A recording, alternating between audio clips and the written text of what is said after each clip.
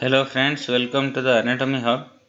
Today we will discuss a very important clinically oriented vascular supply of the brain, otherwise known as your blood supply of the brain. So the brain and spinal cord they are critically dependent on the uninterrupted supply of oxygenated blood. So for this reason, they they are very much dependent on the unimpeded flow through the cerebral vessels. Do you know that about 18% of the total blood volume in the body circulates in the brain, which shows for about 2% of the body weight. The blood transports oxygen, nutrients, and other substances necessary for proper functioning of the brain, and that carries away the metabolites from the brain to the heart. So, loss of consciousness that occurs in less than 15 seconds after the blood flow to the brain has stopped, and that gives damage to the brain tissue if it will be interpreted within the 5 minutes. So from this you can assume that how much important is there for the blood supply of brain. So the cerebrovascular diseases or stroke that occurs as a result of vascular compromise or hemorrhage at any part of the artery or in most frequent source of the neurologic disability. So the cerebral vessels that each tend to irrigate the specific territories in the brain, and if any occlusion will be there at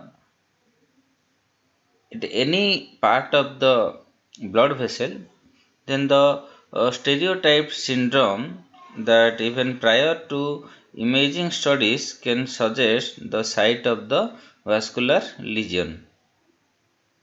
Nearly half of the admission to the hospital to the neurologic services that is because of the stroke.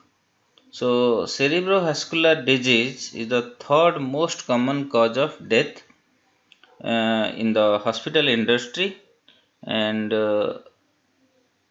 because of the thrombosis or thrombolysis, if the completes in the initial hour after a stroke occurs, can sometimes restore blood flow and improve the clinical status.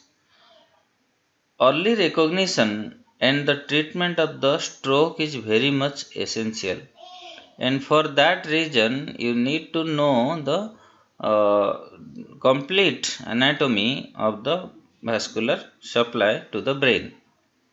So let's start here. You'll see the arterial supply of the brain at first, right? Then we'll see the venous drainage. So here you can see here a circle, that is the circle of Willis. So the circle of Willis, that is the hexagon of vessels that gives rise to all of the major cerebral arteries, and this circle of Willis named after the English neuroanatomist Sir Thomas Willis. The cerebral arteries, they are actually fed by the pair of internal carotid arteries and their bacillary arteries. So the circle of Willis that shows many variations among the individual. The posterior communicating artery, that is mostly it is variable in individual to individual.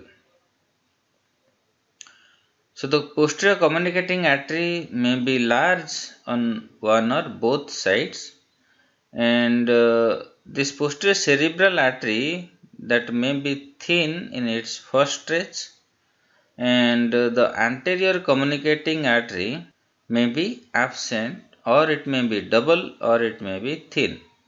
So despite of all these variations, occlusion of each of the major cerebral arteries usually produces the clinical pictures.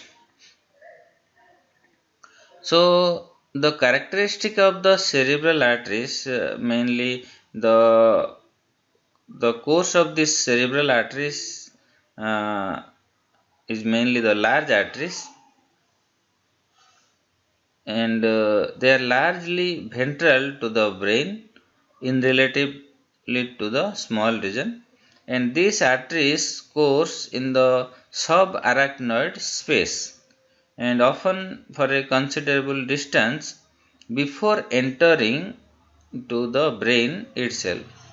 So rupture of vessel, for example any aneurysm uh, that has burst, that will tend to cause of the subarachnoid hemorrhage.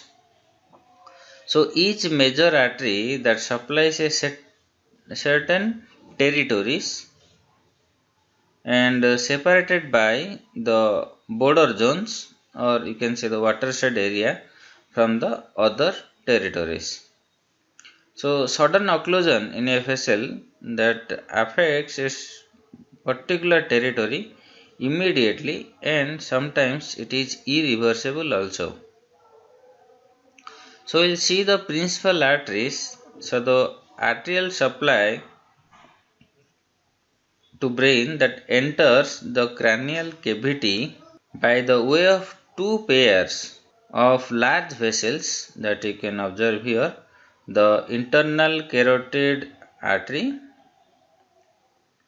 which branch of the common carotid artery, and the vertebral arteries, which arise from the subclavian arteries, and the vertebral arterial system that supplies the brain stem, the cerebellum that will be present over here, and the occipital lobe, and the part of the thalamus, and the carotids. Normally they supply the remainder part of the forebrain. So the carotids are interconnected via the anterior cerebral artery and the anterior communicating artery. So anterior cerebral artery and the anterior communicating artery.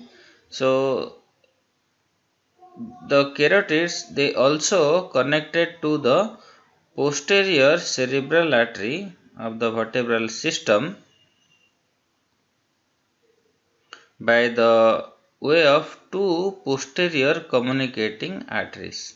So the carotid and the vertebral system by the way of two posterior communicating artery and the anterior communicating artery that forms here a circle, that is the circle of Willis. So here you can clearly see the picture of your vertebrobacillary territory. So here you can see the two vertebral arteries, they ascends upward at the pontomedullary junction, they unites together to form the bacillary artery, uh, and that gives the pontine branches to all over the pons. Then it gives two sets of artery, that is your posterior cerebral artery and the superior cerebellar artery. So after passing through the foramen magnum in the base of the skull, these two vertebral arteries, they form a single major midline vessel, and this is known as the bacillary or basilar artery. So these vessels, they terminate at the interpeduncular cistern in a bifurcation as the left and the right posterior cerebral artery. Several pairs of small circumferential arteries that arise from the vertebral artery, and they fuse the continuation, the basilar artery, and these are the posterior and anterior inferior cerebellar artery and the superior cerebellar artery. So the pontine and the internal auditory arteries, these arteries can show variability, but in general they uh, uh, supply the critically important parts of the brain. And small penetrating arteries that you can see here, these are the penetrating arteries. So these penetrating arteries, that is the branch of the basilar artery, and supply the vital centers in the brain stem. So here you can see the arterial supply of the brain. So at this section you can see that this is the section of the midbrain, and the basilar artery that gives off the paramedian branches that you can observe over here, and that supply the oculomotor nerve nucleus and the red nucleus. And a larger branch, the posterior cerebellar artery, that course laterally around the midbrain and gives off a basal branch that supplies the cerebral peduncle, and a dorsolateral artery or dorsolateral branch that supplying the spinothalamic tract and the medial lemniscus, and also to the cerebral peduncle. So the posterior cerebral artery that you can observe over here, that continues to supply the thalamus. Okay, so here you can see this arrow. So that is going upward to supply to the thalamus and to the occipital lobe and the medial temporal lobe. So in this picture you can see the pons and the paramedian branches of the pons from the basilar artery that supply the abducen nucleus and the medial lemniscus, and the anterior inferior cerebellar artery that you can see here. This artery gives off a basal branch to the descending motor pathways in the basis of the pons, means at the base of the pons, or you can say the basis pontis, and a dorsolateral branch to the trigeminal nucleus, the vestibular nucleus, and the spinothalamic tract before passing to the cerebellum. So this arrow, it shows that this artery is going towards the cerebellum.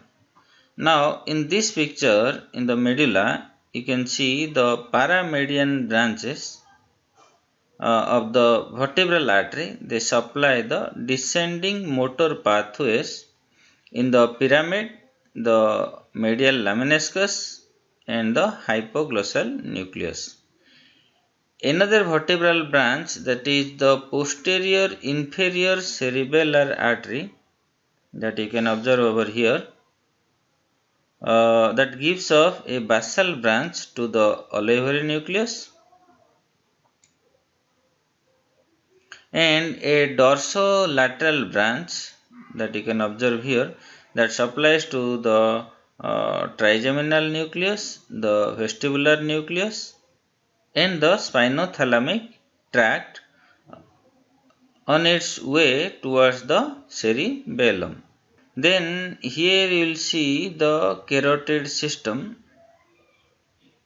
that you can observe over here, that the internal carotid artery, that actually you can see over here, they pass through the carotid canal of the skull and then curves forward within the cavernous sinus and upward and backward through the dura mater, that forming a uh, carotid siphon before reaching the brain. So the first branch is usually the ophthalmic artery that you can observe over here. In addition to their links with the vertebral system, the carotid branch into the large middle cerebral artery and the smaller anterior cerebral artery on each side.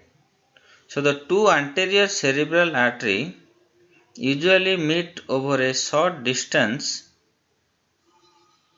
in a mid-plane to form a short but functionally very important anterior communicating artery.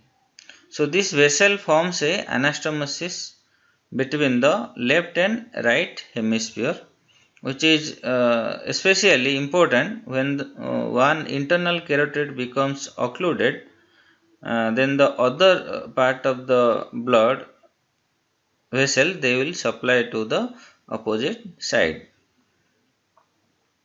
So the anterior choroidal arteries that you can observe over here,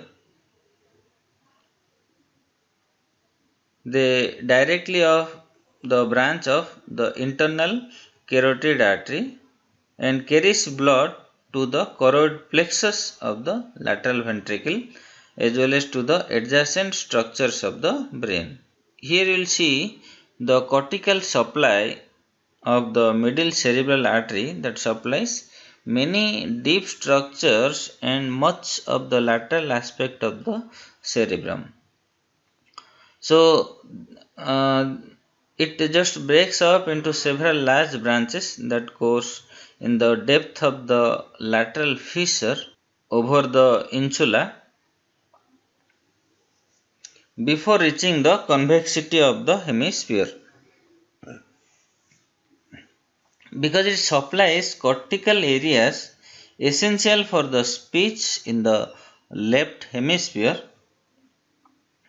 the left middle cerebral artery, that is sometimes called the artery of speech.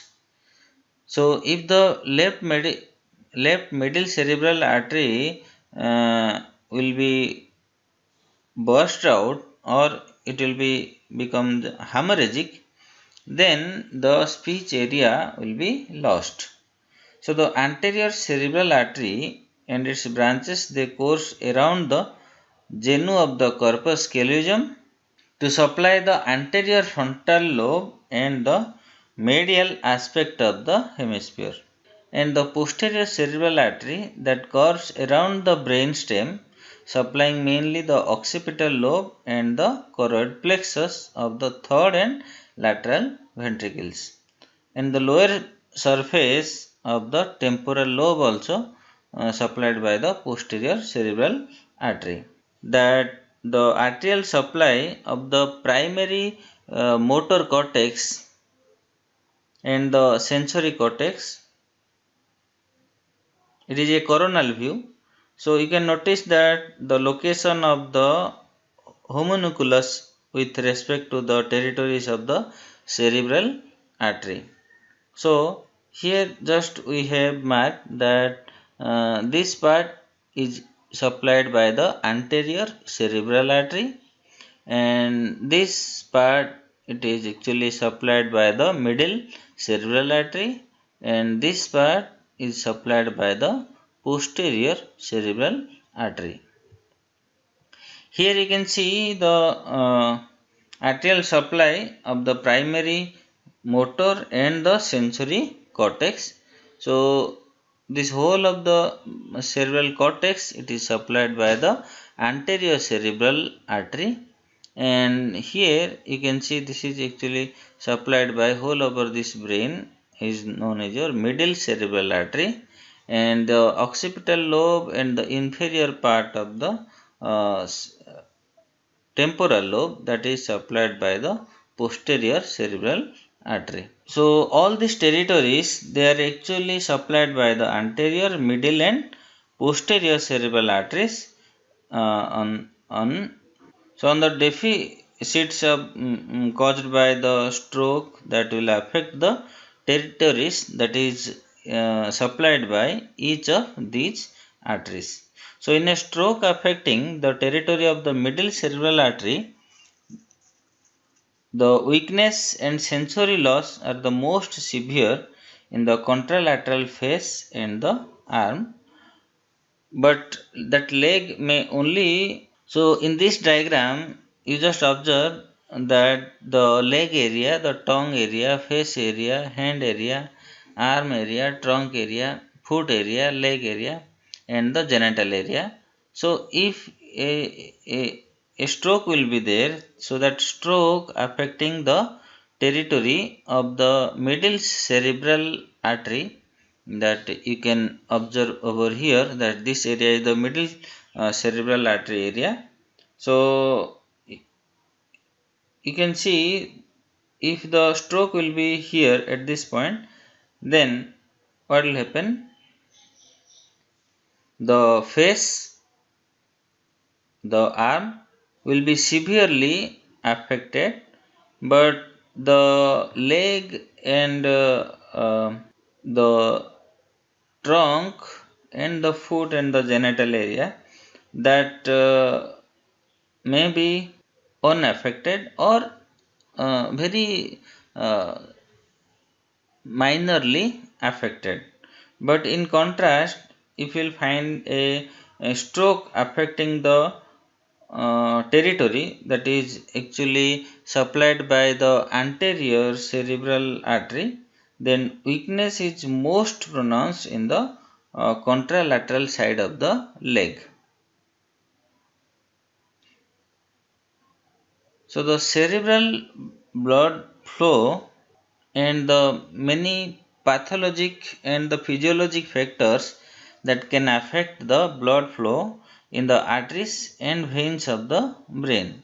So under normal condition of the autonomic regulation, the pressure in the small cerebral arteries is maintained at 450 mm, and this ensures that adequate profusion of the cerebral capillaries bed, that changes in systemic blood pressure.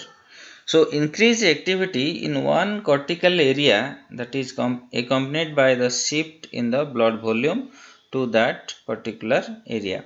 Now we'll see the venous drainage. So here you can see the types of channels. So the venous drainage of the brain, that actually covering includes the veins of the brain itself. So the coverings are mainly the dura mater, arachnoid mater, and the pia mater.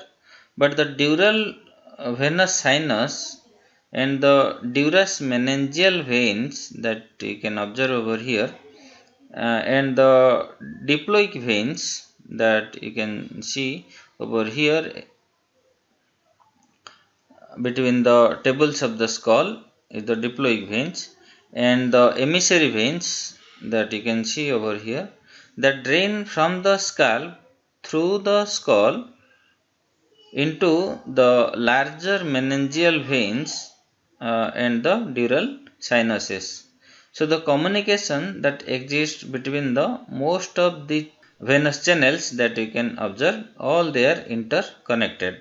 So, unlike the systemic veins, the cerebral veins have no valves, and rarely they will accompany with the corresponding cerebral arteries.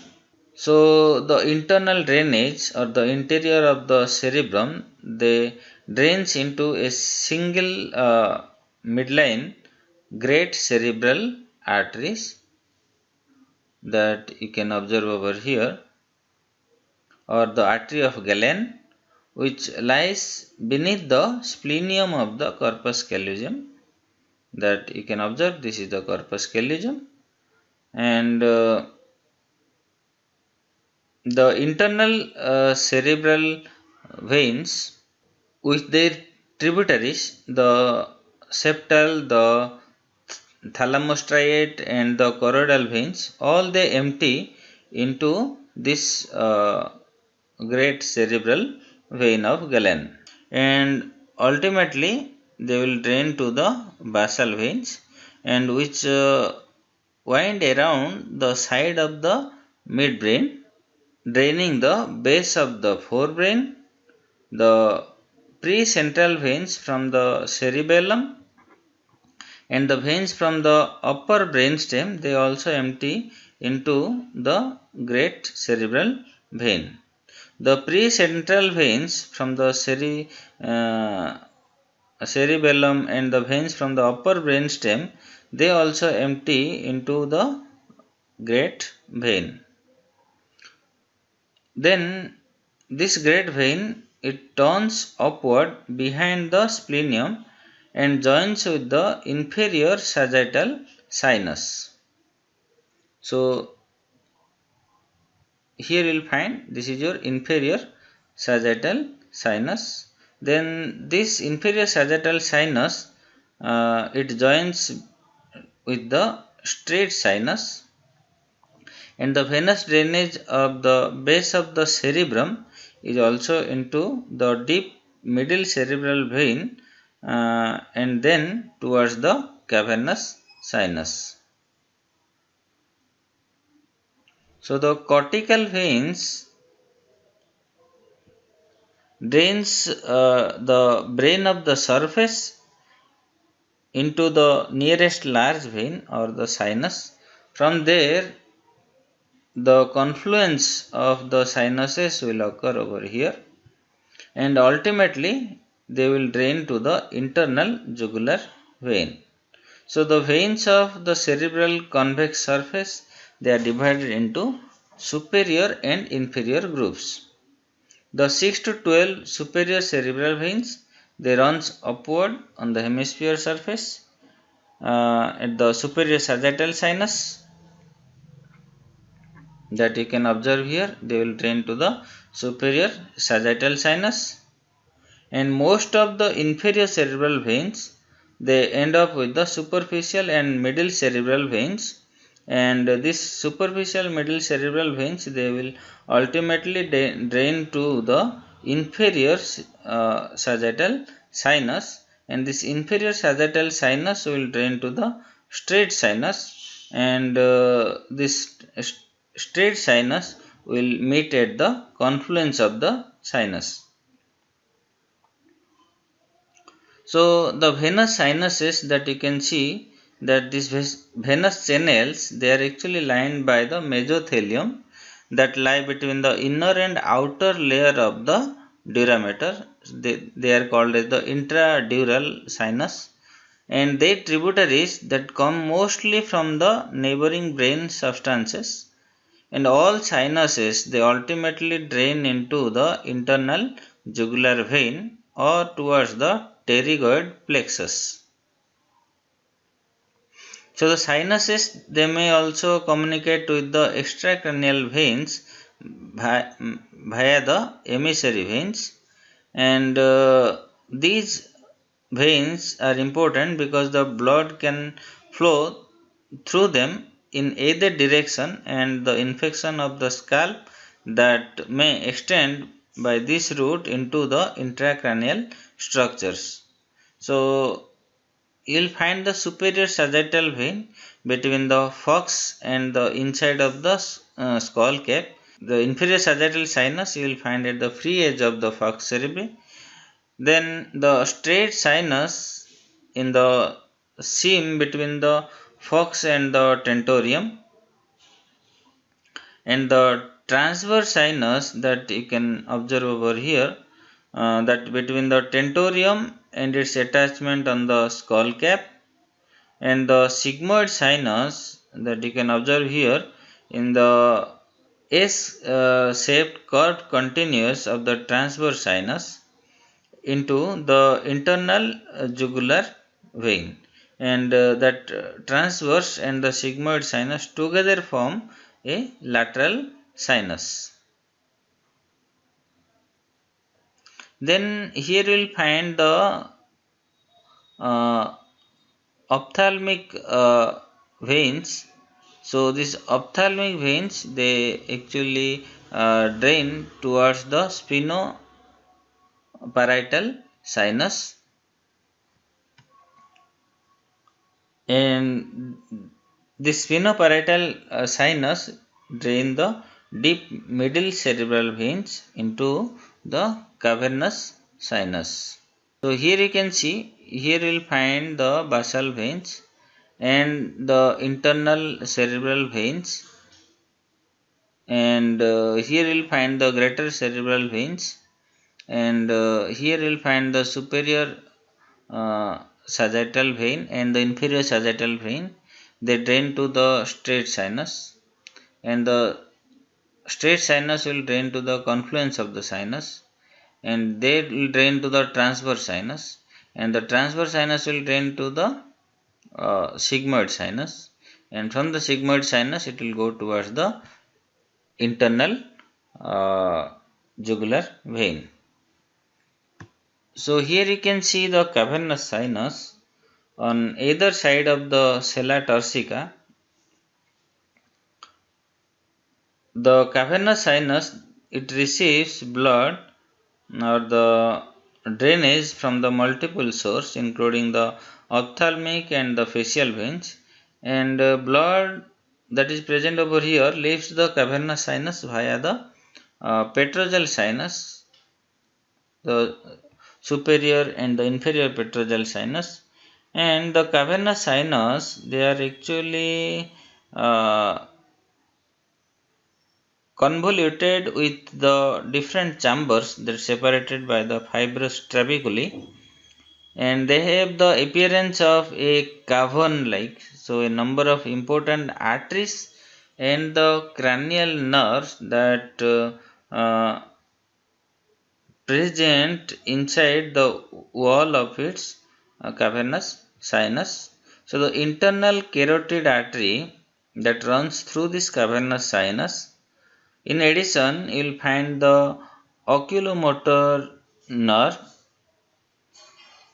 that you can observe over here, the abducens nerve through the, so the oculomotor nerve and the trochlear nerve, they are present at the wall of the cavernous sinus, whereas the abducens nerve that is actually run through the cavernous sinus as does this ophthalmic division of the trigeminal nerve. They together with the trigeminal ganglion that you can find over here.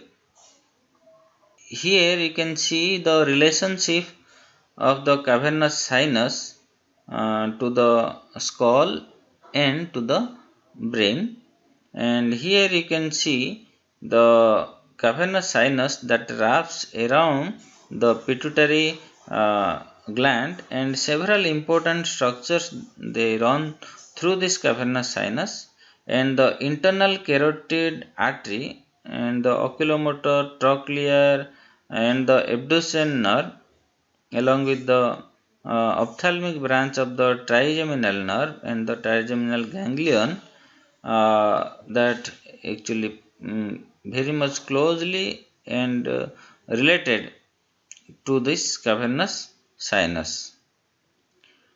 Like that, you will find the inferior petrogel sinus that from the cavernous sinus to the jugular foramen. Like that, here you will find the inferior petrogel sinus from the cavernous sinus will drain to the internal jugular vein directly, and you will find the superior petrogel sinus. So the superior petrogel sinus from the cavernous sinus, they will drain to the jugular foramen and will come towards the jugular foramen and will drain to the sigmoid sinus.